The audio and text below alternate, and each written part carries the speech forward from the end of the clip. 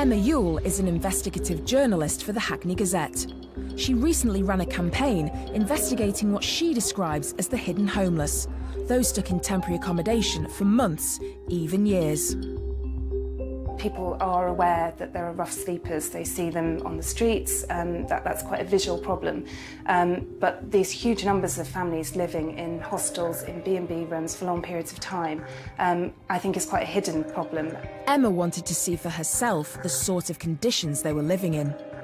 I ended up going down and having a look around the hostel to see the conditions there. The hostel rooms that I saw were mostly single bed rooms. They were tiny. I would describe them as the size of a prison cell, sometimes with bed bugs. Women who had sometimes been victims of domestic violence expected to share kitchen and shower facilities with men in shared hostels. Emma wrote a series of articles highlighting both the human and the financial cost of this desperate situation. The councils are paying to keep people in these temporary hostels. They're often paying quite a lot of money. The single rooms that I saw, certainly people were paying anywhere between about £210 and £240 a week. Emma wanted to know what the total bill was for putting people up in temporary accommodation like hostels, bedsits and bed and breakfasts. She was horrified by their response. I sent off a Freedom of Information request to Hackney Council to find out how much they were paying to keep people in temporary accommodation. That showed that the figure for the last year, which was 2015-16, was £35 million. She also looked back at previous years to find out how fast that figure had escalated.